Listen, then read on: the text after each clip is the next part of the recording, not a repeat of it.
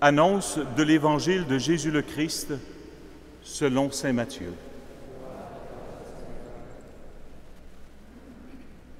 En ce temps-là, Jésus passait un jour de sabbat à travers les champs de blé, et ses disciples eurent faim. Ils se mirent à arracher des épis et à les manger. En voyant cela, les pharisiens lui dirent: « Voilà que tes disciples font ce qu'il n'est pas permis de faire le jour du sabbat. » Mais il leur répondit: « N'avez-vous pas lu ce que fit David quand il eut faim, ainsi que ses compagnons? Il entra dans la maison de Dieu, et ils mangèrent les pains de l'offrande. Or, cela n'était permis ni à lui, ni à ses compagnons, mais aux prêtres seulement. Ou bien encore, n'avez-vous pas lu dans la loi que le jour du sabbat, les prêtres dans le temple manquent au repos du sabbat sans commettre aucune faute? Or, je vous le dis, il y a ici plus grand que le temple. Si vous avez compris ce que veut dire cette parole, c'est la miséricorde que je désire, et non les sacrifices. Vous n'auriez pas condamné ceux qui n'ont commis aucune faute. Car le Fils de l'homme est maître du sabbat. » Acclamons la parole de Dieu. Bien, chers amis, hier, deuxième jour de la neuvaine, nous avons essayé de vraiment mieux saisir que le Dieu en qui nous avons confiance est un Dieu bien spécial. Ce n'est pas un Dieu aux contours vagues et imprécis.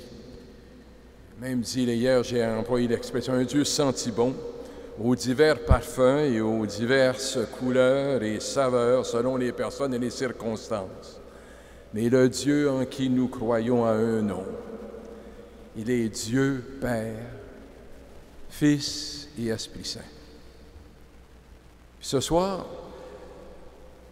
j'aimerais aborder avec vous un aspect de ce qui fait l'essentiel de la vie de notre Dieu. C'est Pâques. Benoît XVI, en 2006, faisait à peine 6 mois qu'il avait débuté son ministère pontifical. Et on peut dire que c'était encore du premier cru, si vous voulez, au tout début de son pontificat, a écrit ce que je vous lis. L'événement de la mort et de la résurrection du Christ constitue le cœur du christianisme. Il est le point d'appui de notre foi, le puissant levier de nos certitudes, le vent impétueux qui balaie toute peur et indécision, tout doute et calcul humain.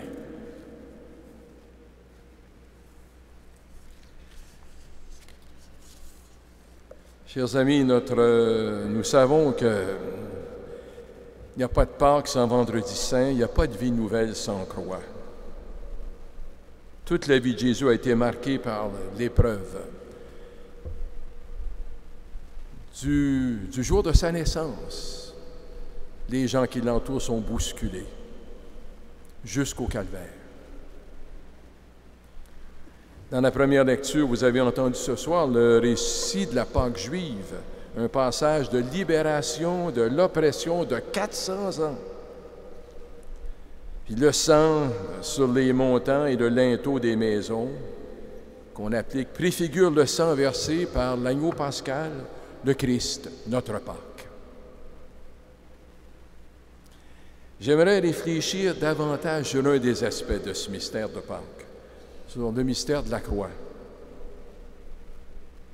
Si la croix prend toujours la forme de toutes sortes de formes dans nos vies, toutes sortes d'épreuves, de souffrances. angoisse, solitude, injustice, séparation, oppression, discrimination, violence, maladie, exploitation, persécution, dépendance, peine de toutes sortes et finalement deuil. Au cœur de toutes nos croix, la foi est une force de consolation dans la souffrance. L'apôtre Paul avait bien compris ce sens que la croix peut donner à toute vie. C'est ce qui lui fait dire « Je n'ai voulu savoir rien d'autre que Jésus-Christ crucifié. » Le Dieu en qui nous pouvons avoir confiance ne vient pas enrayer la souffrance ou l'expliquer. Il nous permet de la vivre, habiter de sa présence, grâce à l'Esprit du ressuscité qui nous habite tous. C'est ainsi que l'apôtre Paul voit en la souffrance l'annonce la plus convaincante que l'Évangile est bonne nouvelle. Parce que quand on se sent faible, c'est à ce moment-là qu'on peut ressentir la puissance, mieux, disons, la puissance de Dieu, qui dépasse notre faiblesse et notre souffrance. Au moment de l'épreuve, la foi nous éclaire, elle nous rassure. C'est formidable d'être croyant. Quel cadeau que le Seigneur nous fait. Parce qu'au moment les plus difficiles de notre vie, on se sent rassuré. La foi peut transformer notre souffrance en un acte d'amour. Là, ce petit chant qu'on chante souvent à des funérailles, je me demande si on pense aux paroles quand on chante le chant. « Entre tes mains, je remets, Seigneur, mon esprit. Entre tes mains, je remets ma vie. Il faut mourir afin de vivre. » Je ne sais pas si on pense toujours à ça quand on chante le chant. Encore faut-il oser fixer le crucifié. Et c'est ce qui fait que la foi, à ce moment-là, peut vraiment nous rassurer. Notre part dans tout ça, c'est de fixer le crucifié. Regardez vers lui. On a fait un visuel, puis on a bien fait de mettre au centre du visuel la croix. Que pour moi, c'est le centre.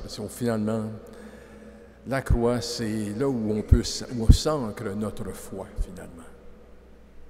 On sait que c'est une croix qui débouche sur la résurrection, et c'est pour ça qu'on peut vraiment dire « je crois ». Le Seigneur, lui, le plus libre des hommes, suspendu, ligoté, cloué sur la croix, dénudé de tout, de son vêtement, sa seule possession, de sa dignité nue, il est la risée de tous, de sa santé, il était à peine en santé il y a 12 heures avant sa passion, de sa réputation détruite parce qu'il était quand même admiré, respecté par certains, de sa crédibilité, parce qu'une personne comme lui n'avait pas comme dernier sort d'être cloué sur une croix, de ses amis, dénudés de tout, de ses amis, de ses disciples qui l'ont abandonné. Et de sa mère, dénudée de sa mère, qui nous confie. Il dit, voilà, c'est votre mère. Elle à nous et nous à elle. Et aussi dénudé finalement de son Père. Mon Dieu, pourquoi m'as-tu abandonné?